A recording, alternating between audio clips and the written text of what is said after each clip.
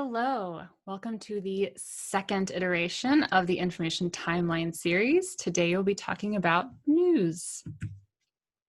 So hello, my name is Kim Luby, and I am here to help you dig through the news. You can find me at Atkins Library at kluby@uncc.edu. Our agenda for today, first off, we're going to talk about background on the news. Second, how to get to the news. And third, using news sources. So background on the news, what do I need to know? First off, what does it cost to access the news? In general, it's free, but there are also subscription costs. When was the first newspaper? 1605 is considered to be the very first newspaper. Obviously, people were sharing the news well before then, but this is the first time it was considered to be a newspaper. So what did we need going on to allow the news to be possible? First off, we need the printing press, and I have a cat to say hello. Hello, Stella again. She's becoming featured in many of my videos. She hears me talking and comes up and hops in my lap. So say hello to Stella. So the printing press, available in 1440 in Germany. But in addition to the printing press, what other skills do we need to have? That would be literacy. Do you think that everyone in 1440, 1605 could read? Definitely not. Literacy rates depended on family wealth, access to education, and really just having someone to teach you how to read. So this meant that even though we were sharing news, cattail, we still needed someone who could read it. And that was probably, again, going to be the most wealthy people, because number two, the most wealthy people are going to have the most time to read the news. So it's going to take a while before the news gets to be available and free to everyone. So how long does it take to produce a news source? In general, 24 hours or less, right? We know that usually an event happens and then the news folks are on site within at least usually an hour or so, or they're tweeting about it, making evening news, making the newspaper. So around 24 hours. Remember now too that this is a little bit longer than how long it took to make a social media post, which is pretty much instant. So now we've got our next type of source that's taking just a little bit longer. So let's talk about now the publication process. So in general, journalists write for established newspapers. They usually have a journalism degree. And once they've written their piece, the editors go in and look it over for content, grammar, accuracy, and then it's published. And remember, since it needs to come out really quickly, this comes out really fast. And we know from problems that have happened with news sources that it isn't always necessarily true. And with new media sources, we don't always know, did it go through any kind of review process? Did a journalist write for it? Who's writing for these new media sites? And we'll talk about what I mean by new media in a little bit. So what is the point of the news? Why does it exist? In general, to inform, right? That's what we think of, which yes, that is the ultimate goal of the news, is to get information and give information. But I really want you to keep this in mind that newspapers also have to make money. So they end up being kind of entertaining, right? So think about the last headlines you saw when you checked a news source. Were they super, super informative, or are they more sensational? Usually it just seems like they're just always giving the worst, most horrible thing that has happened in the area. That's always sad. It just makes you feel bad, but somehow was really entertaining and interesting, because news sites, they have to make money, right? They have to have something that people want to read. And for whatever reason, humans seem to really be drawn to reading sad things. So let's talk about how to get the news. So we know that you can get the news from the newspaper. You can go online to news sites. We probably have our favorite source of news information. But we're going to talk about today Newsbank. So first off, let's talk about a few of the other places that we can go to get information before we go back to Newsbank. And Newsbank is a database. So I'm sure many of us get our news from social media, but it's not as common that social media actually produces the news itself outside of just tweets from people who are live on the scene. Most often social media is used to share news information that comes from a different site. So if you say you got something from social media, it just really means you found it on social media, but it actually came from whatever news or new media site that originally wrote the piece or created the video or the image, whatever the source is. In general, we think of the news, we are thinking of established newspapers. So this can be local, they can be national. These are usually papers that have existed well before the internet. Most likely they're over 100 years old, and they can be accessed in print or online. So think of like the New York Times or the Charlotte Observer. Next, we have online media. Online new media. So remember, I keep saying new media, and this is sites, mediums that have popped up in the last 20 years with the advent of the internet. So think of something like the Huffington Post, BuzzFeed, podcasts, any new media type of source that has not existed for more than 20 years. Next, we have cable. Cable, this was surprising to me, is actually a relatively new source of information.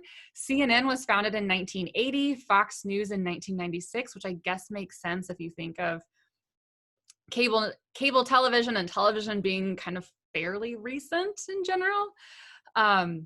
So some of us, I know, we get our news from the cable because it's 24/7 and it's always going, that 24-hour news cycle that we're talking about. That's usually where that is. Another place you can get the news is local TV news. So think like the evening news or the morning news. It's usually coming from your local area, a local TV station that you do not need to have cable to get access to. But lately, I'm sure many of you have seen there's like a John Oliver sketch on this. There's other YouTube videos talking about how these local stations have been purchased by larger news media companies that we don't always know the name of. And it ends up having all of the same like news segment over and over, so that like a news station local to Charlotte, local to Winston-Salem, local to Wilmington are somehow all giving the same news. We think it's local and different, but it's just all the same. It's really strange if you can find those videos. And then finally, the radio. I'm sure we don't think of the radio as being a place for getting news, but this was a common way to get information before the 20th century because you just listen. Now it's more of a station like NPR or morning shows, and radio can be really similar to podcasts. Sometimes it's a really similar type of information where it's just talking, right? You're not reading, you're not seeing images, it is just simply voice. So remember I talked about earlier who writes for the news? When I'm talking about new media, it isn't always apparent what kind of research, or like review process that it went through. So we're going to talk about that a little bit more later. But first, we're going to talk about finding news. So remember I mentioned that source Newsbank. So Newsbank is a database that looks for all articles written by established newspapers. So those newspapers are made available online. They are sent to this database. It organizes it, makes it accessible to you all who need to find information. And you find it through the library homepage. This will also allow you to bypass any paywalls that you might find. You know how local news will give you like 5 free sources, but then you have to pay for it, or you have to wait for another month to get your new articles again. Newsbank will have all of that information. You're just gonna have to find in a database rather than the much easier online source where you can just click the article title immediately. This one you have to search a bit. So you find that through the library homepage because it's allowing you to bypass all of those paywalls. I just typed in Newsbank here in the middle. And there are many different ways of getting to the database. I just wanted to show you this way. So you can see down here where I have the arrow pointing this way, that it's pointing to the database. You know, you have a database. And this is confusing, and I don't know how to explain this very well. Newsbank is sometimes also known as Access World News. I don't fully understand all these companies, who organizes it. You don't need to know it. You just want to know you're looking for a database and Newsbank. When I clicked on that title, it opens up to the second page that gives lots more information about it, more tools, more, if you scroll down, you have lots more details about it. But in the middle where it says online access available, you want to click on that link there. And it's going to take you to Newsbank. So Newsbank also can search for just one newspaper at a time. So if you see up here in this black bar where it says Access World News, Historical and Current, that just means it is looking for all the news sources, but it might also just say Charlotte Observer, and that just allows you to search for specific articles within the Charlotte Observer, but we're searching for all articles. So I'm going to put in my search topic, which is homeless. And you want to think about the newspaper articles you read. They tend to be fairly broad, really about broad topics. They're not talking about, they're not research. They're not historical information. They're reporting on like events, things that have happened recently. So that's why I'm going to stick with a really broad topic of homeless. Next, here are my results.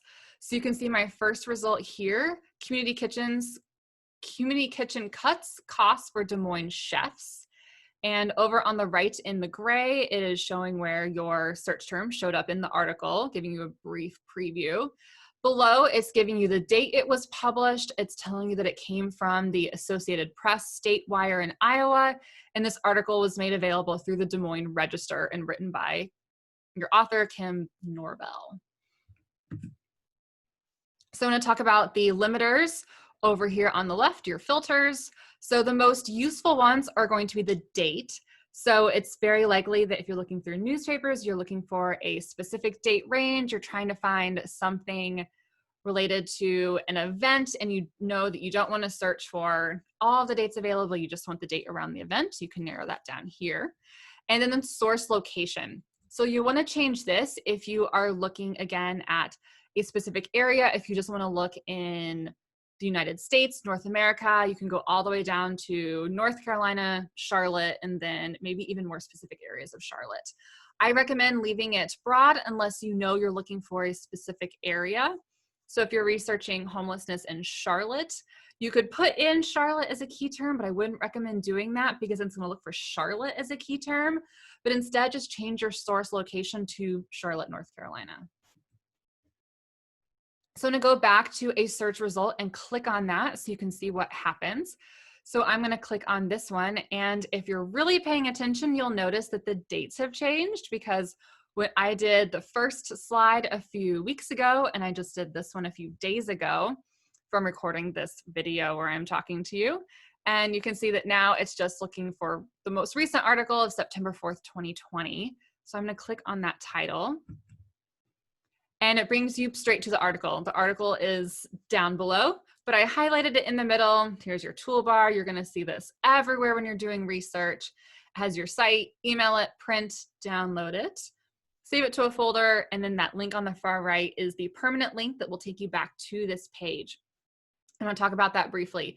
The link that's gonna be at the top, that is time sensitive. If you click on that, it's not gonna come, or if you save it, excuse me, it's not gonna bring you back to this article page. You want to use that permanent link on the right, and that will also be what you'd want to use in your citation or save it wherever you are saving your sources. Save that link so you can come back directly to this article, and you can also download and save it as well.